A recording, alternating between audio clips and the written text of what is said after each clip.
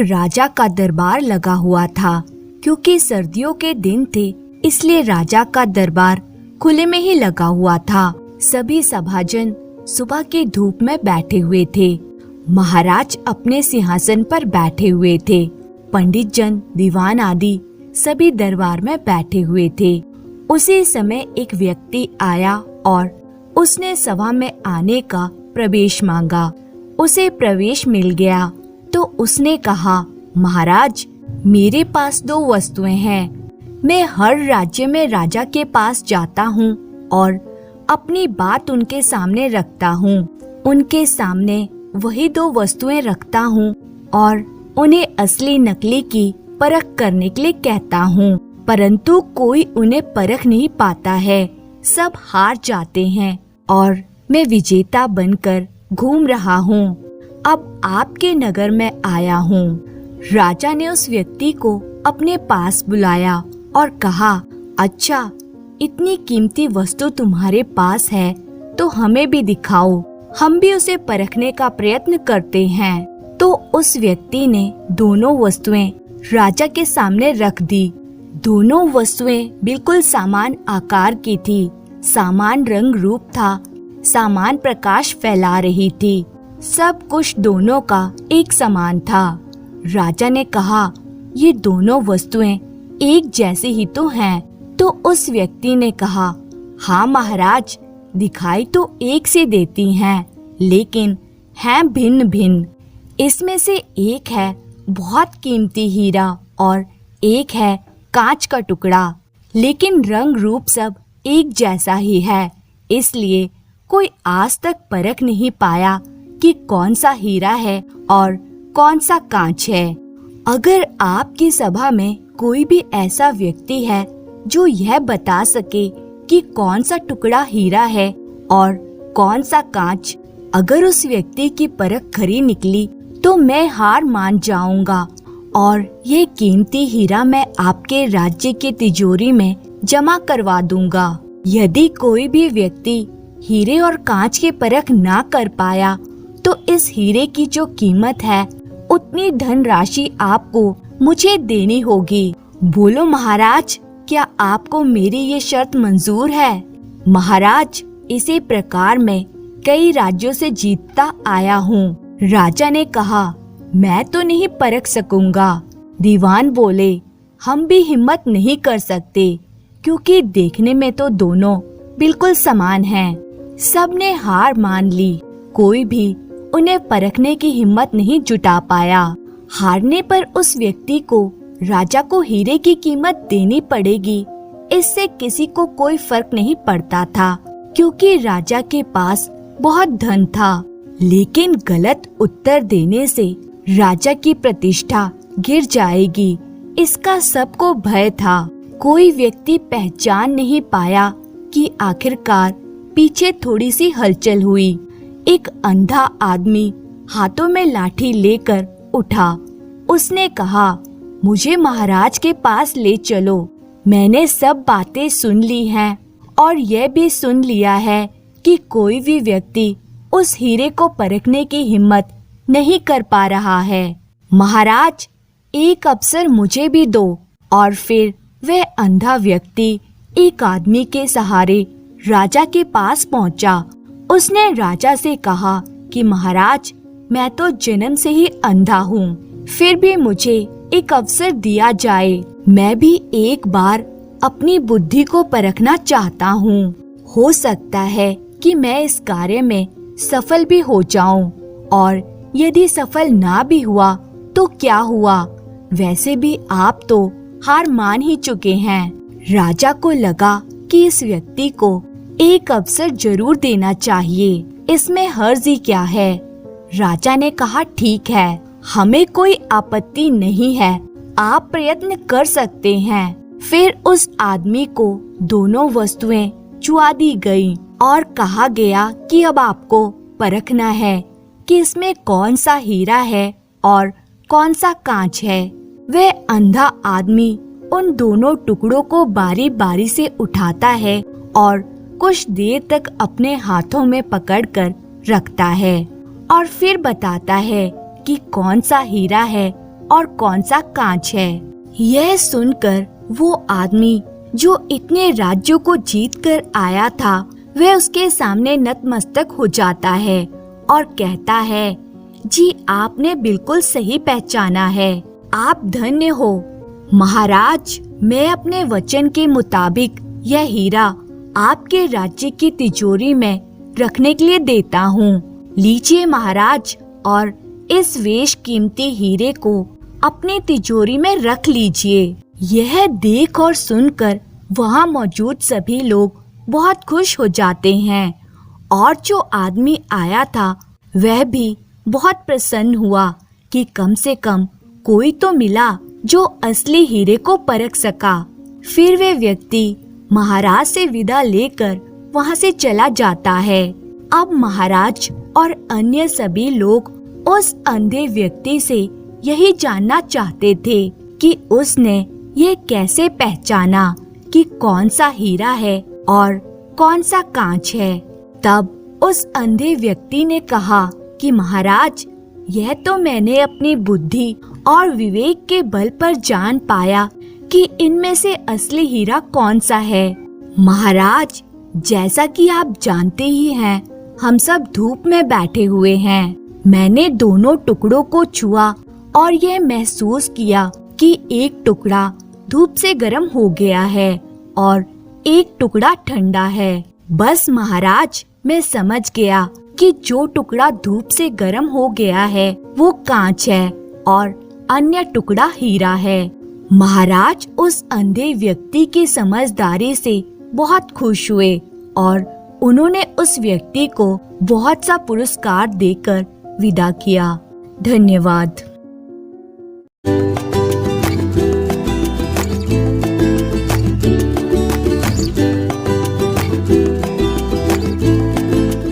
बहुत समय पहले की बात है।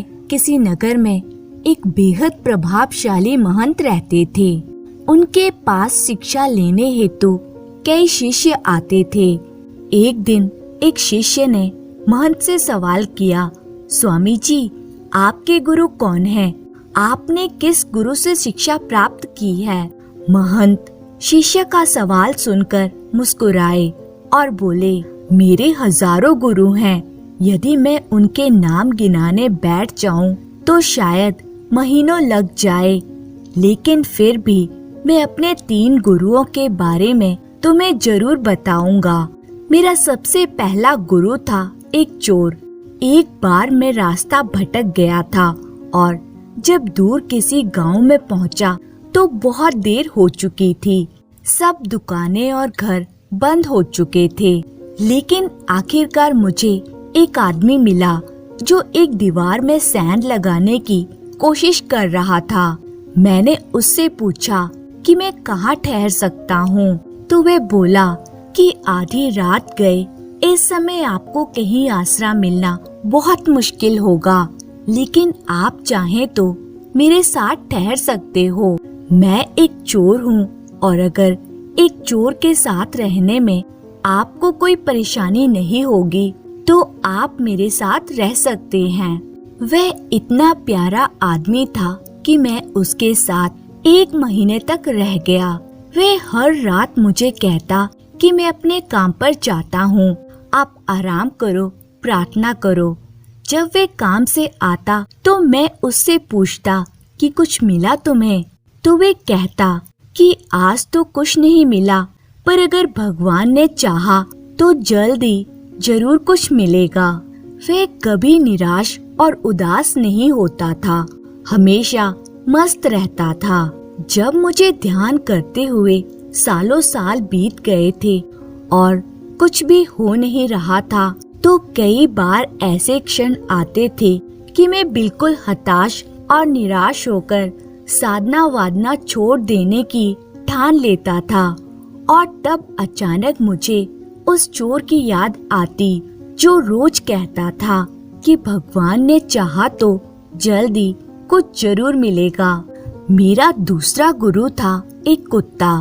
एक दोपहर बहुत गर्मी वाले दिन में मैं बहुत प्यासा था और पानी की तलाश में घूम रहा था कि एक कुत्ता दौड़ता हुआ आया। वह भी प्यासा था। पास ही एक नदी थी। उस कुत्ते ने आगे जाकर नदी में झांका तो उसे एक और कुत्ता पानी में नजर आया, जो कि उसकी अपनी परछाई थी। कुत्ता उसे देखकर बहुत डर गया।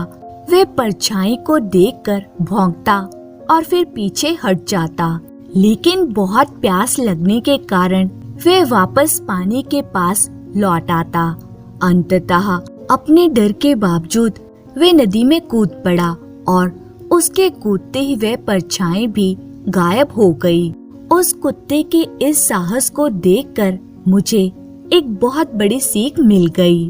अपने डर के बावजूद व्यक्ति को छलांग लगा लेनी होती है। सफलता उसे ही मिलती है जो व्यक्ति डर का साहस से मुकाबला करता है। और मेरा तीसरा गुरु एक छोटा बच्चा था। मैं एक गांव से गुजर रहा था कि मैंने देखा एक छोटा बच्चा एक जलती हुई मोमबत्ती ले जा रहा था। मजाक में ही मैंने उससे पूछा कि क्या ये मोमबत्ती तुमने जलाई है? वह बोला, जी मैंने ही जलाई है। तो मैंने उससे कहा कि एक क्षण था जब ये मोमबत्ती बुझी हुई थी और फिर एक क्षण आया जब ये मोमबत्ती जल गई। क्या तुम मुझे वह स्रोत दिखा सकते हो जहाँ से वह ज्योति आई? वह बच्चा हंसा और मोमबत्ती को फूंक मारकर बुझाते हुए बोला, अब आपने ज्योति को जाते हुए देखा है, कहाँ गई वह? आप ही मुझे बताइए। यह सुनकर मेरा अहंकार चकनाचूर हो गया। मेरा ज्ञान मुझे जाता हुआ दिखाई दिया और उस क्षण मुझे अपनी ही मूर्खता का एहसास हुआ। तब से मैंने कोरे ज्ञान से हाथ धो लिए। मित्रों, शिष्य होने का अर्थ क्या है? शिष्य होने का अर्थ है पूरे अस्तित्व के प्रति खुले होना, हर समय हर ओर से सीखने को तैयार रहना। जीवन का हर क्षण हमें कुछ न कुछ सीखने का मौका देता है। हमें जीवन में हमेशा एक शिष्य बनकर अच्छी बातों को सीखते रहना चाहिए। यह जीवन हमें आए दिन किसी न किसी रूप में किसी गुरु से मिलाता रहता है। यह हम पर निर्भर करता है कि क्या हम उस महंत की तरह एक शिष्य बनकर उस गुरु से मिलने वाली शिक्षा को ग्रहण कर पा रहे हैं कि नहीं। धन्यवाद। बहुत पुरानी बात है, भारत के दक्षिण भाग में राजा चंद्रसेन राज्य करता था। उसके शासन काल में हर कोई बहुत खुश था। प्रजा की सेवा करना राजा चंद्रसेन अपना मुख्य कर्तव्य समझता था, मगर संतानहीन होने के कारण वह बहुत उदास रहता था। एक दिन एक बहुत ही पहुंचे हुए महात्मा राजमहल में पधारे। राजा चंद्रसेन ने स्वयं उनके पैर धोए और उनका अतिथि सत्कार किया। मुनिवर, अगर अतिथि सत्कार में कुछ कमी रह गई हो तो क्षमा चाहूँगा। नहीं राजन, तुम्हारे अतिथि सत्कार की भावना से मैं बहुत प्रसन्न हूँ। जब महात्मा प्रस्थान करने लगे तो राजा उन्हें राजमहल के मुख्य द्वार तक छोड़ने आए। राजन, मैं देख रहा हूँ तुम बहुत उदास रहते हो, जबकि अपने राज्य की खुशहाली देखते हुए तुम्हें प्रसन्न रहना चाहिए। जी, बात ही कुछ ऐसी है मुनिवर। निसंकोच कहो राजन, क्या कारण है जिसने तुम जैसे प्रतापी राजा को उदास कर रखा है? महात्मा के पूछने पर राजा ने संतानहीनता का दुख कह सुनाया। अब आप ही बताइए मुनिवर, क्या मेरे बाद मेरे वंश का खात्मा नहीं हो जाएगा? राजगद्दी का उत्तराधिकारी कौन बनेगा? हाँ, समस्या वास्तव में गंभीर है, पर इस समस्या का एक उपाय है। एकाएक राजा चंद्रसेन के चेहरे पर प्रसन्नता के लक्षण दिखाई दिए। सच, क्या मुझे संतान सुख की प्राप्ति हो सकती है? हाँ, मगर उपाय बहुत कठिन है। मैं हर उपाय करने को तैयार हूँ मुनिवर।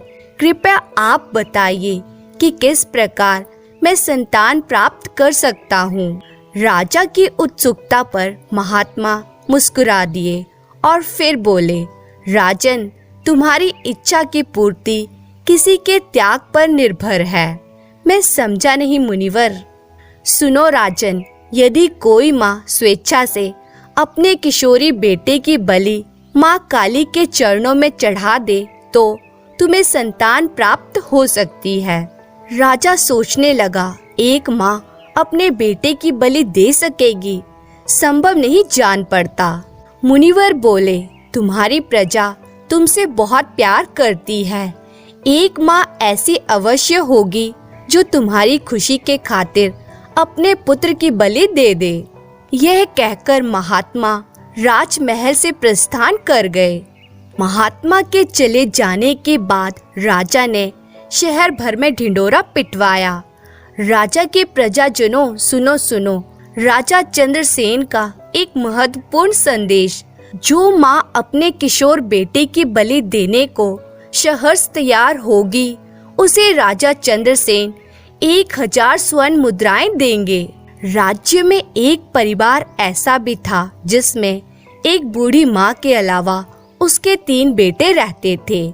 2 बेटे जो दिन रात मेहनत करते थे तथा उनके धन से ही घर का गुजारा चलता था, मगर तीसरा बेटा कुछ कमाता नहीं था। वह सिर्फ भगवान की भक्ति में लीन रहता था। बड़ा बेटा माँ से बोला, माँ, राजा का संदेश सुना, क्या ख्याल है? ख्याल किस बारे में? 1000 स्वर्ण मुद्राओं के बारे में। माँ, अगर 1000 स्वर्ण मुद्राएं हमें मिल जाए तो हमारी दरिद्रता जिंदगी भर के लिए दूर हो जाएगी। ये तो सही है, पर वे 1000 स्वर्ण मुद्राएं हमें मिलेंगी कैसे? माँ, अगर तुम चाहो तो आसानी से मिल सकती है। वह कैसे? सबसे बड़े बेटे ने अपने सबसे छोटे भाई छोटू की तरफ संकेत करते हुए कहा, छोटू की बलि चढ़ाकर। उसका सुझाव सुनकर माँ का हृदय विचलित हो उठा। सुनो माँ, कमाते हम दोनों भाई हैं।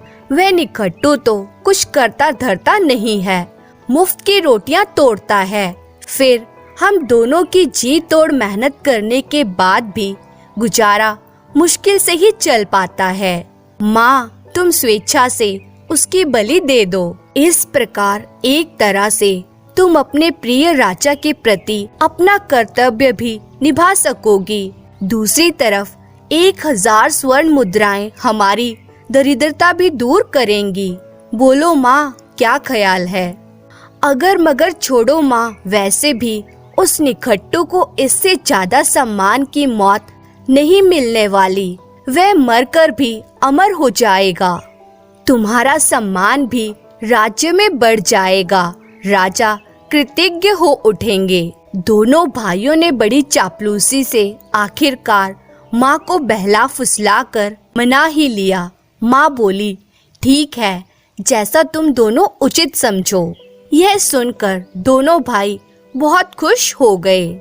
सबसे छोटा बेटा यानी छोटू पर्दे के पीछे से अपने खिलाफ रचे जा रहे इस षड्यंत्र के बारे में सुन रहा था। तो वह सोचने लगा, तो माता जी भी कुमाता हो गई, पर मुझे भगवान पर पूर्ण भरोसा है। छोटू शिव भक्त था। उसे अपनी भक्ति पर पूरा विश्वास था। उसे यकीन था भगवान शिव उसका अहित न होने देंगे। माँ ने छोटू को पुकारा और उसे आदेश दिया, तुम्हें राजा चंद्रसेन के दरबार में जाकर स्वयं को बलि के लिए प्रस्तुत करना है, ताकि राजन को संतान प्राप्त हो सके। जो आज्ञा माँ। उसके दोनों बड़े भाई भी वहाँ उपस्थित थे। उनके चेहरों पर मुस्कान आ गई। छोटू बोला, माँ, मुझे आशीर्वाद दो, मैं दरबार में जा रहा हूँ। दोनों भाई सोचने लगे, शुक्र है बला टली और 1000 स्वर्ण मुद्राएं भी मिल जाएंगी। छोटू माँ से आज्ञा लेकर राज दरबार में जा पहुँचा और बोला, मेरी जननी ने मुझे सहर्ष बलि के लिए प्रस्तुत किया है राजन। ओह, धन्य है वे जननी। माँ काली के मंदिर में बलि की तैयारी होने लगी। छोटू निडर सा खड़ा था। उसके चेहरे पर मृत्यु का तनिक भी भय नहीं था। इसका कारण था उसकी शिव भक्ति। राजा चंद्रसेन बालक की निर्भयता से बहुत प्रभावित हुए और बोले, बेटा, तुम्हारी कोई अंतिम इच्छा है तो बता दो। राजन, मुझे 3 बोरी रेत चाहिए, 10 मिनट का समय चाहिए। क्या मेरी ये अंतिम इच्छा पूर्ण होगी? अवश्य बेटा। राजा ने तुरंत आदेश देकर 3 बोरियां रेत की मंगवा ली। छोटू ने तीनों बोरियों की रेत की 3 ढेरियां लगा दी। इस प्रकार ना जाने वे कौन सा करतब दिखाने वाला था। सभी आश्चर्य से उसे देखने लगे। छोटू रेत की पहली ढेरी के पास आया। उसने रेत की ढेरी को हाथ जोड़े, फिर साष्टांग प्रणाम किया। फिर उस रेत की ढेरी को पांव की ठोकर मारकर बिखेर दिया। वहां उपस्थित सभी लोग हतप्रभ से उसके इस अजीबोगरीब क्रियाकलाप को देख रहे थे। बिल्कुल उसी प्रकार का व्यवहार उसने रेत की दूसरी ढेरी के साथ किया। हाथ जोड़े, साष्टांग प्रणाम किया, फिर ठोकर मारकर उस ढेरी को भी बिखेर दिया। सब उसे हैरानी से देखते रहे, पर किसी ने उसे टोका नहीं। जब रेत की 2 ढेरियां बिखर गई, तो उसने तीसरी ढेरी की तरफ बहुत आदर के साथ देखा। फिर वे राजा चंद्रसेन की तरफ आया और बगैर किसी प्रकार के आदर का भाव दर्शाए बोला, राजन, मेरे मृत्यु के पश्चात इस तीसरी रेत की ढेरी को आप स्वयं ही ठोकर मारकर बिखेर देना। आपने मेरी अंतिम इच्छा की पूर्ति की राजन, इसके लिए धन्यवाद। अब मैं अपने आप को बलि के लिए प्रस्तुत करता हूँ। मेरा शीश हाजिर है। राजा छोटू की विचित्र क्रियाओं पर स्वयं भी हतप्रभ थे, अतः वे पूछ ही बैठे, हे बालक, क्या तुम बताओगे कि अभी जो तुमने रेत की 2 ढेरियों को ठोकर लगाई, इसका क्या कारण था? तीसरी ढेरी को मेरे द्वारा ठोकर लगाकर बिखेरने को क्यों कह रहे हो? ये आप जानकर क्या करेंगे? आपको दुख ही होगा राजन। फिर भी हम जानना चाहेंगे बालक, हमें इसका कारण समझाओ। छोटू को बताना पड़ा, सुनो राजन, पहली रेत की ढेरी मेरी जननी, मेरी माँ थी। माँ का आदर करना हर बेटे का धर्म है। मैंने अपनी जननी को प्रणाम किया, लेकिन जब माता कुमाता हो जाए तो आदर किस काम का? इसीलिए मैंने उससे नाता तोड़ माँ के रिश्ते को ठोकर मार दी। जो माँ अपने बेटे के वध के लिए तत्पर हो जाए, उसे माँ कहलाने का कोई अधिकार नहीं। दूसरी रेत की ढेरी प्रतीक थी एक कर्तव्य परायण प्रजा सेवक राजा की। राजा का धर्म है कि वह प्रत्येक प्रजाजन की सुरक्षा करे, उसको सुख से जीने का अधिकार दिलाए। लेकिन जो राजा अपने निजी स्वार्थ के लिए एक प्रजाजन की हत्या करने को तत्पर रहे, उसे प्रजा से सम्मान पाने का कोई अधिकार नहीं। वे एक राजा नहीं हो सकता। मैंने दूसरी रेत की ढेरी को ठोकर मारकर स्वार्थी राजा से प्रजा के रिश्ते को तोड़ दिया। तीसरी रेत की ढेरी प्रतीक है परम पिता परमेश्वर की। मैं इसे भगवान शिव का प्रतीक मानता हूँ। मुझे यकीन है कि भगवान शिव अपने भक्त की रक्षा अवश्य करेंगे। अगर ऐसा ना हुआ तो इसका अर्थ यह होगा कि वह एक स्वार्थी राजा से हार गए। इसलिए मैंने आपसे प्रार्थना की थी कि उस ढेरी को ठोकर मारकर बिखेर दें और मनुष्य से भगवान का रिश्ता तोड़ दें। छोटू के विवेकपूर्ण दलीलें सुनकर सभी आश्चर्यचकित रह गए। राजा चंद्रसेन शर्म से पानी पानी हो गए। उन्हें स्वयं पर क्रोध आ रहा था कि वे प्रजा के प्रति अपने कर्तव्य से विमुख क्यों हो गए। उन्होंने छोटू के पांव पकड़ लिए और बोले, हे महान आत्मा, एक कर्तव्य विमुख राजा को क्षमा करें। राजन, ये आप क्या कह रहे हैं? एक तुच्छ प्राणी को महान आत्मा कह रहे हैं। राजा बोले, जब तक तुम मुझे क्षमा नहीं करोगे मैं तुम्हारे पाँव नहीं छोड़ूंगा। आखिरकार छोटू को कहना ही पड़ा, क्षमा किया राजन। इसके बाद राजा ने विधिवत छोटू को गोद लेकर उसे अपना पुत्र बना लिया। मैं उपस्थित प्रजाजनों के सम्मुख छोटू को अपना पुत्र स्वीकार करता हूँ तथा अपने राज्य का उत्तराधिकारी भी घोषित करता हूँ। तब राजा की जय जयकार होने लगी। समस्त वातावरण जय जयकार से गूंज उठा। इस प्रकार एक साधारण परिवार में जन्मा छोटू अपनी योग्यता और प्रतिभा के बल पर राज्य का भावी शासक बना। आगे चलकर वे एक विदुषी राजा के रूप में विख्यात हुआ। धन्यवाद।